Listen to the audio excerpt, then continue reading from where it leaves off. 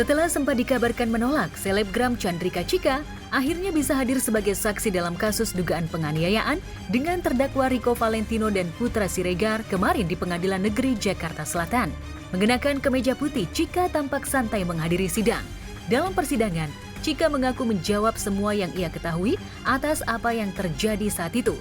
Lantas benarkah dalam sidang tersebut, Cika yang sempat dicap sebagai biang onar, justru kesaksiannya bisa meringankan Putra Siregar lantaran dirinya tak pernah melihat jika pengusaha gawai pintar itu sama sekali tak terlibat dalam aksi pemukulan. Dan benarkah yang terjadi sesungguhnya adalah kedatangan putra itu untuk melerai Rico yang tengah berseteru dengan Nur Alamsyah. Oh, aku nggak tahu ya, tapi aku tetap berpegang teguh sama omongan aku. Udah itu aja. Ya, tadi kan udah dijelasin ya di dalam kayak gimana ya. Intinya nggak mukul ya, kamu lihat ya? Iya. Iya. Itu nggak benar. Hubungan sama Rico apa sih? Alhamdulillah sih enggak. Jadi karena aku melakukan apa yang diperintahkan, menjawab apa yang ditanya dengan benar dan tidak ada yang aku bohongi. Alhamdulillah kita sudah menyelesaikan sidang yang ketiga ya. Mestinya agendanya adalah mendengar keterangan saksi korban, tetapi dari panggilan sidang yang kedua ini masih berhalangan hadir.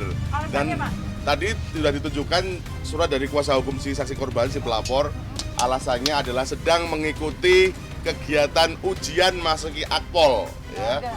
Sedangkan dan meminta dalam surat tersebut agar keterangannya bisa dibacakan. Nah, dalam hal ini sesuai dengan kita dengar bersama, penuntut umum masih minta satu kesempatan lagi untuk menghadirkan saksi pelaku, saksi pelapor, saksi korban, dan hakim memberikan kesempatan untuk di sidang terakhir nanti tanggal 14 ya, tadi 14 hari Kamis.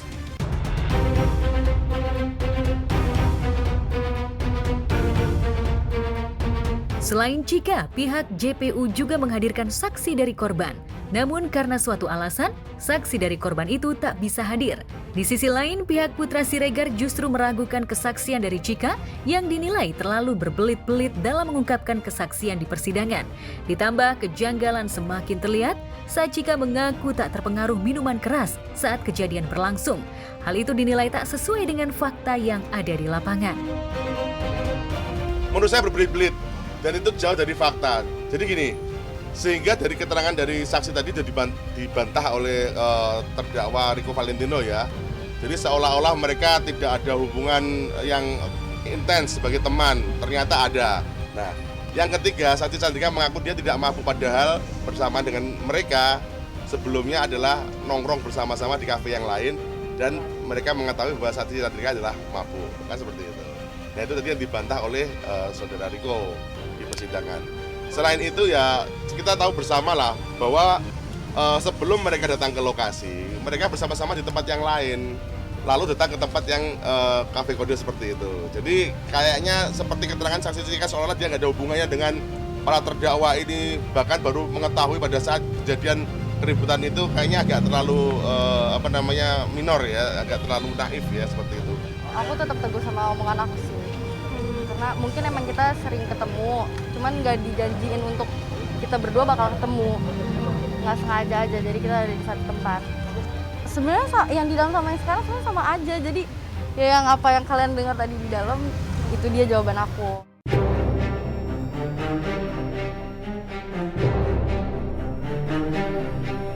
Keterangan saksi di persidangan menurut pihak Putra dan Rico memang dinilai terlalu mengada-ada.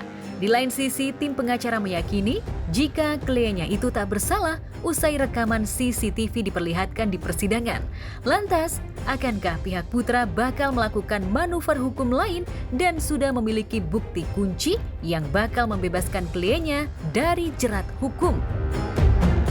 Kami berharap, karena kenyataannya PS tidak mukul. Memang PS sendiri nanti pada saatnya nanti akan memberikan keterangan bahwa ada gerakan tangan dia ditujukan ke seseorang yang dia nggak kenal waktu itu, tapi tujuannya bukan mukul, tetapi adalah lambaian jari. Karena apa? Karena pada saat itu menurut dia orang itu adalah provokatif omongannya. Tapi itu nggak kenal itu siapa? Apakah itu korban atau siapa? Dia nggak tahu. Dan dia belum pernah lihat CCTV loh. Terdakwa belum pernah lihat CCTV. Nah nanti di CCTV itulah nanti terdakwa mengkonfirmasi siapa orang yang dia tolak dengan jarinya dia ya pada saat melerai itu.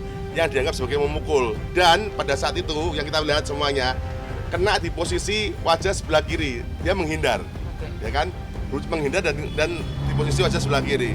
Sama sekali tidak identik dengan konon hasil visum korban, yakni terlihat bengkak di sudut bibir sebelah kanan. Kami akan menghadirkan saksi-saksi yang lain di tempat yang sama pada kejadian yang sama, satu kelompok dengan mereka.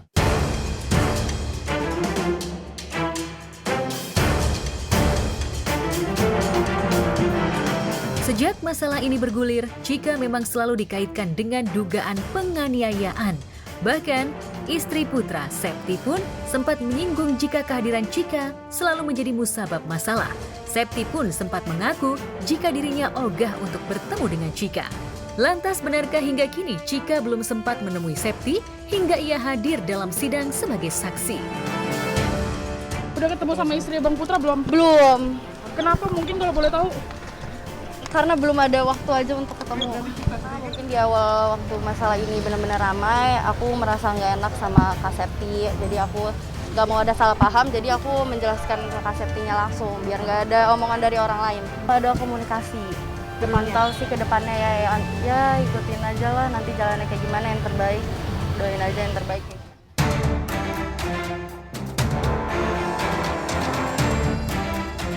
Di tempat terpisah, kasus dugaan pengeroyokan yang dialami oleh Claudio Martinez telah masuk babak baru. Usai Musriana yang merupakan istri dari Claudio Martinez melaporkan kasus dugaan pengeroyokan ke Polda Metro Jaya, pihak berwajib akhirnya menyelidiki kasus tersebut. Lantas benarkah berdasarkan rekaman CCTV, Claudio memang tak pernah menyerang, bahkan melakukan tindak kekerasan? Dari video yang beredar, dari rekaman CCTV yang beredar udah sangat jelas suami saya dengan ini apa, ini gimana, tapi tetap yes, itu yang saya bilang, saya nggak usah ngomong, bisa dilihat dari itu, dari waiters yang duluan melakukan dorongan fisik. Padahal yang saya sampaikan adalah sebuah restoran, apalagi ini restoran atau tempat yang bukan dalam hitungan harga yang murah, di situ adalah high end, high class, semua punya SOP. Tapi kenapa tamu diperlakukan seperti itu sih? Langkah hukum kita per hari ini, saya akan mendatangi Polda Metro Jaya. Saya akan melihat siapa penyidiknya. Karena kita akan minta secepatnya untuk diproses.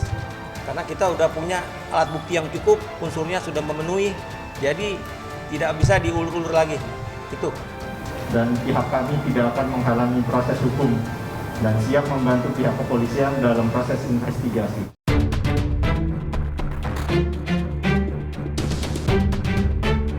Lantas seperti apa komentar Ana selaku istri saat pihak kafe mengaku jika salah satu pelayannya mengalami pingsan akibat kekerasan yang dilakukan Claudio?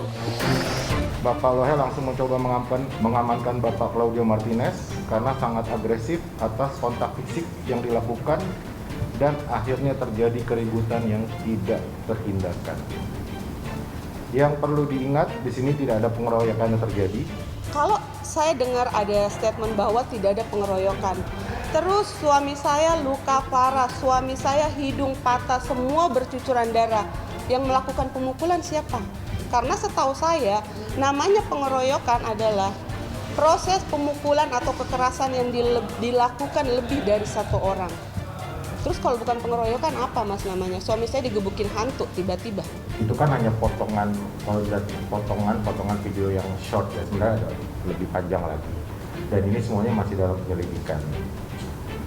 Cuma waktu di kejadian di video itu yang mukul satu orang pada saat di dalam ya. Di luar juga security coba membawa, menggiring sampai ke lift. Mungkin ada 1-2 orang yang mukul, itu sedang diselidiki juga. Tapi nggak dikeroyok, dipukulin rame-rame gitu, seperti itu tidak. Kemudian Ade Kurniawan menepuk dengan lengan bagian belakang Bapak Martinez, ingin mengenalkan manajer Icas pada hari itu.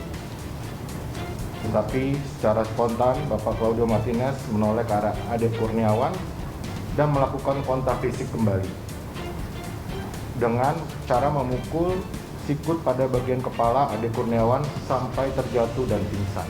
Mungkin kalau badannya terbuat dari kerupuk, mungkin dia bisa pingsan. Dia terbuat dari kerupuk, mungkin dia bisa pingsan. Dan kalau emang dia bilang pingsan, it's okay. Saksi saya siap. Karena kita di situ semua bersama teman-teman. nggak apa-apa, orang bebas melakukan statement apapun silahkan, nggak masalah.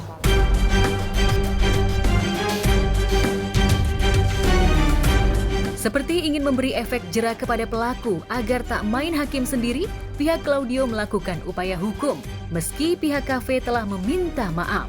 Apalagi sejak kejadian itu, istri dari Claudio Martinez, Musriana, mengalami trauma akut. Apalagi perlakuan para pengeroyok kepada suaminya itu sudah barang tentu membahayakan nyawanya.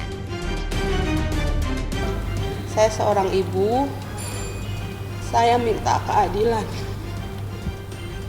Saya punya anak, kalau pada sampai saat itu juga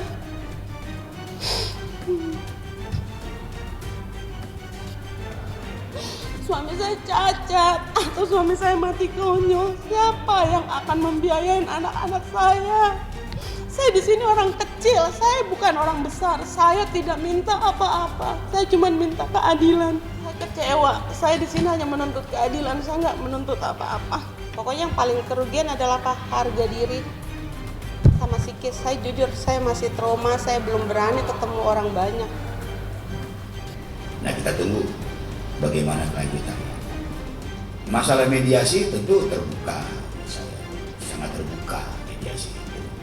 Tapi kapan dan bagaimana mediasinya harus kedua pihak ya, tidak bisa sepihak saja. Itu saja bisa disampaikan.